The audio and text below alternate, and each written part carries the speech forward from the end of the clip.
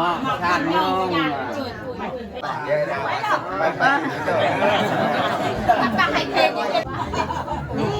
นี่คือน้องสาวของน้องดีเนาะคือมูเจ้าสาวนี่สองคนนี้ยังไงดีใจว่ามูอีผัวดีใจเนาะปะดีใจเนาะน้องเลี้ยงมือได้สิได้มีข่าวดีอีกนี่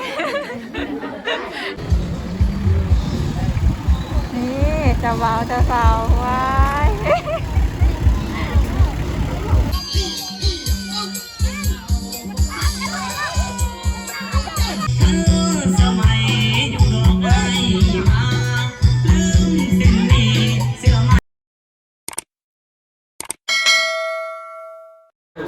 นี่พ่อแม่พี่น้องตอนนี้เป็นมือสันวันดีเนาะก็คือมือน้องวีได้สร้างครอบครัวเนาะได้เป็นฝั่งเป็นฟ้าแล้วน้องพี่เนาะรายการมี PFC เนาะเพิ่นฝากมาให้ผู้แข่งน้องดีก็คือจำนวน2 ล้านกีบนะ2 ล้านกีบเนาะเดี๋ยวน้องดีก็สิผู้แข่งเพิ่นแทน PFC เพิ่นเนาะเนี่ยจำนวนเงินแต่ว่าน้องดีหันได้เงินแต่1 ล้านกีบพออีก1 ล้านกีบเดี๋ยวน้องดีก็สิไปเลขมาอีกเนาะเพราะว่าน้องดีบ่ฮู้เนาะเพิ่นหาก็โอนมือคืนนี้เนาะก็เลยบ่ฮู้ว่าเพิ่นสิให้หั่นน่ะก็เลยน้องดีหันติดเงินเรือเงินแต่1 ล้านกีบน้องดีก็เลยว่าสิผูกแขนให้น้องเลยเนาะน้องดีจังใดน้องดีก็ต้องขอบใจ PFC ทุกคนเนาะที่โอนให้เงินให้ผูกแขนน้องดีเนาะผ่านแบบนี่แหละโอนเงินมาให้เนาะน้องดีต้องขอบใจคือกันเนาะน้องดีก็ดีใจตื่นเต้นน้องเว้ายังบ่ออกคือกันนี่ตอนนี้มันเขาเจ้ากำลังผูกแขนเดี๋ยวหับสิเข้าไปผูกแขนนำเขาเจ้าเลยเนาะเพื่อนพี่น้องอะไรchọc nó kín tao mà chọc này tao mà chọc không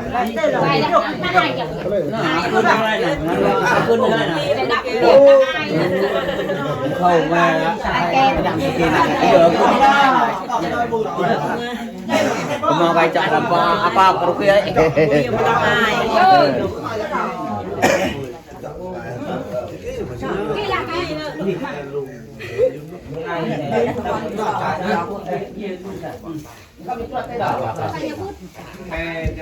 Ala, phải.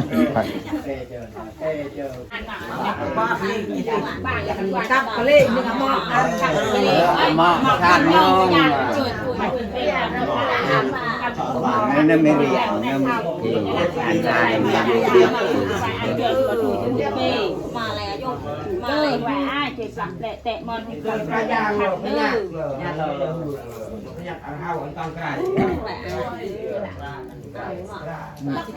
Chị tôi đây nó anh đẹp true Bạn chọc này bây giờ tao cầm thuốc sai gì cho bạn các bạn vừa ôi lùi cái gì rồi đây là khi lạiจะมีคนกันหน่อยหน่อยก็เราอย่าลงเกินมากนะเอ้ยไก่ดำเตี้ยตัวอะไรหมดจะไล่โจโรปะเกลมาแม่ยันไล่จ่า Tết nó thay thì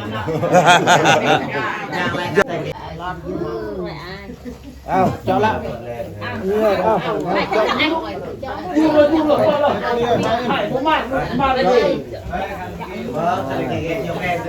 đào mọ một cái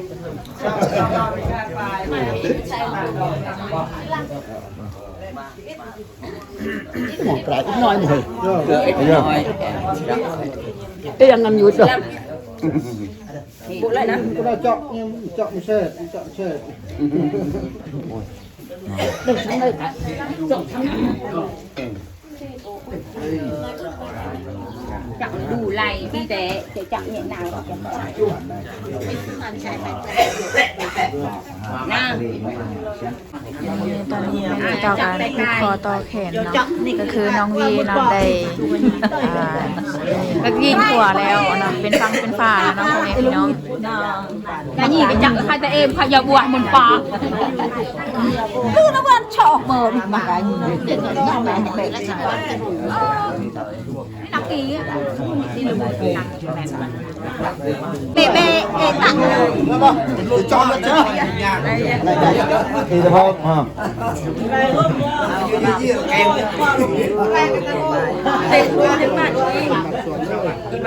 tao mò vậy Quay ơi nó mà mày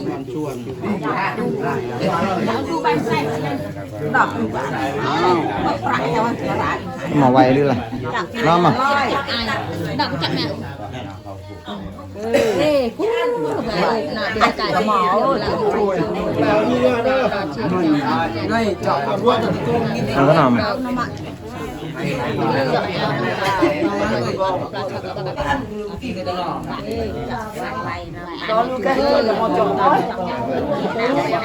nói này con nói bài thì đang một thằng cắm nó bài đâu chẳng như là bằng xuân từ đi vào bài đâu chẳng muốn chủ đồ vào nó một chỗ này cân nhẹ lại này อันนี้ก็คือเงินเรา PFC เป็นฝากให้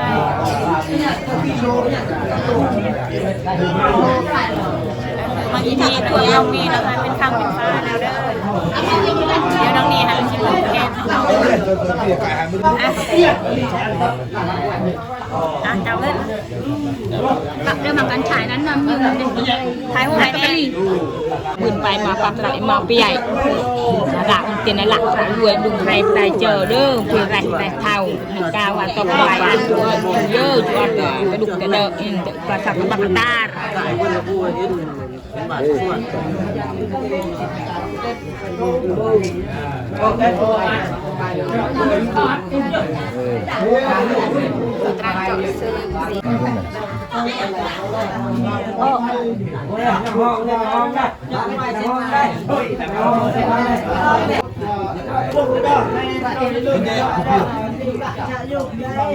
มันทำจับได้อย่างนี้จับปีปากไม่จับจับแต่หนังอย่างไรก็จับได้จับอย่างอันอื่นไว นี่เนาะพิธีการผูกคอต่อแขนก็คือใกล้เส้นสุดแล้วเนาะพี่น้องจากน้อยเมนเฮาก็สิได้ทรงสาวเนาะพี่น้องอันนี้ก็คือมูเจ้าสาวนี่สองคนนี้ทางไหนดีใจว่าเขามูอีกวะดีใจเนาะมือใดน้องเดี๋ยวมือใดสิน้องบูมียังบูมีวะไปมือหน้าก่อนบูมีใครเอาวะจังได้ตอนนี้ทันโสดวะโสดวะอันนี้ได้ทางนี้ได้ดีใจวะมูอีกวะดีใจเนาะนี่เป็นคนดีใจเนาะน้องเดี๋ยวมือใดสิได้มีข่าวดีอีกยังบูมีได้เนาะเนาะจากน้อยเมนเฮาก็สิได้ไปติดตามจากน้อยไปนำกันบ่ไปส่งสาวเนาะมื้อนี้มีคนแต่งตัวงามๆมื้อนี้เนาะมีแต่คนงามๆเนาะจากน้อยก็สิมีผัวได้ตามๆกันเลยชุดนี้ก็ได้เนาะมีแต่ดีในสาวเท่าข้างบ้านเลยขึ้นข้านเลยวันนี้เนาะจากน้อยเมนเฮาก็สิได้หลังจากกินข้าวแล้วเฮาก็สิได้ไปส่งสาวเนาะเงินเจ้าบ่าวหลังจากนั้นเฮาก็สิได้กลับมาคืนคือเก่าแล้วก็ยังสิแต่งอีกเทื่อนึงเนาะบ้านเจ้าสาวมื้อนี้ก็เจ้าสาวก็งามนะเป็นพิเศษเป็นมื้อพิเศษหั่นนะนี่สละโสดเลยเด้อน้องวีเนาะมาอยู่ตอนนี้แม่เจ้าบ่าวเจ้าสาวเนาะก็คือผูกแขนให้พ่อให้แม่คืนเนาะปู่ย่าตายาย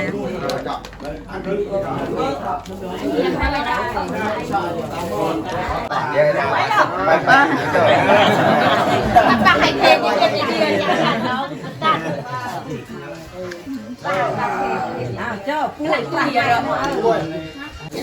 นี่ตอนนี้แม่ทองก็ได้กินข้าวแล้วเนาะพี่น้องอันนี้ก็คือเครื่องน้องวีที่สิเอาไปนำตึกจากหน่อยเนาะตอนนี้แม่ข้าเจ้ากำลัง ดีใจวะตื่นเต้นเนาะว้าวถึกเลยนี่ครับตอนนี้แม่ข้าเจ้ากำลังสิเดินทางนะเนาะนี่มีพ่อหอมเลยกันนี่อย่างไรล่ะอย่าง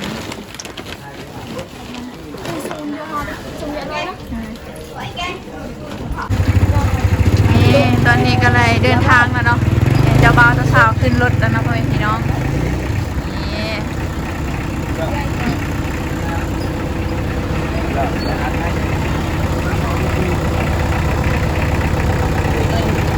โอ้วันนี้3 คน4 คนเนาะทางข้างหน้านี่ไปนี่อันนี้คือสาวๆเนาะก็คือเอาเครื่องคองงูขึ้น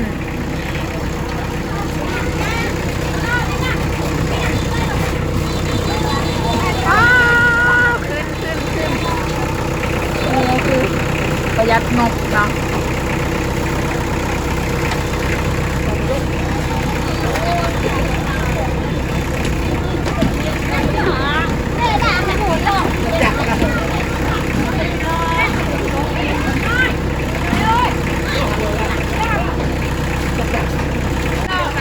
ฮะ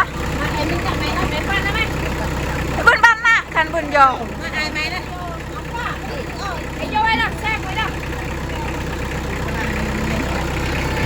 โอเคทุกคนตอนนี้เป็นข้าเจ้ากำลังเดินทางเนาะก็มีทางรถจักรและก็รถใหญ่เนาะน้องดีเมนสิเอารถจักรไปเนาะเพราะว่ารถใหญ่มันก็สิมุดมัดในเบิ้งหลายคนเนาะจังได๋แบบน้องดีเป็นล้มให้จังได๋ซะนะนี่วันนี้แม่น้องดีกับสิได้เดินทางกับน้องจอยเนาะก็คือเขากับสิขี่รถจักรเนาะเพราะว่าน้องดีหันบ่ฮู้เนาะบ้านอยู่ไสเนาะน้องจอยฮู้แล้วติฮู้แล้วฮู้เฮือนก็ฮู้แล้วเนาะโอเคเดี๋ยวไลฟ์อยู่ทางแม่นบ่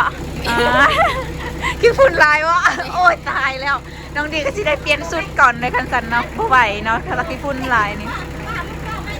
มันก็คุณเขาจะกำลังนั่นขึ้นผู้ทั้งพูดอีกคันหนึ่งเนาะคนมาคนไปกับบ่ค่อยหลายปันใดนี่ตอนนี้แม่จุน้องดีแมนการได้หอดก้อนแล้วเนาะข้าเจ้าหันทางมาหอดเดี๋ยวเขาก็สิลงเจ้าสาวลงจากรถก่อน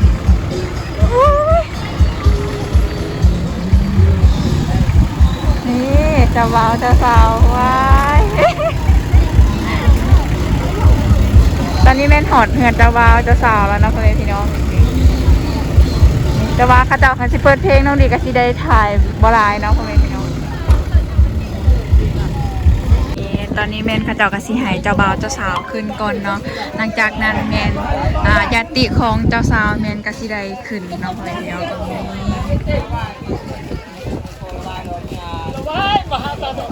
นี่คือสาวๆเนาะก็สิได้สวยฮาพอเสียงเพลงก็สิดังเนี่ยน้องดีก็สิถ่ายบ่ได้นะ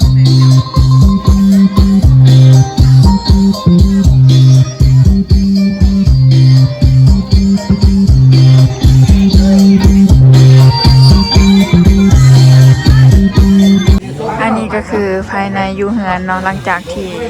เขาขึ้นแล้วก็จะประมาณนี้เลยคุณกาจะอัดในน้อยนึงเนาะแต่ว่าต้องทนดูไป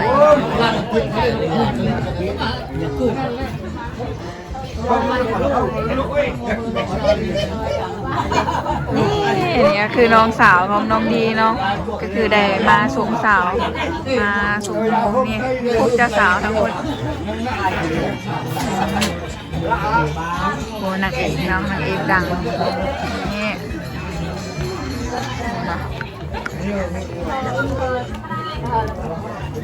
เนาะเพราะว่าน้องดีถ่ายหลายบ่ได้เพราะว่าเขาเจ้าหันเปิดเพลงเนาะก็เลยถ่ายบ่ได้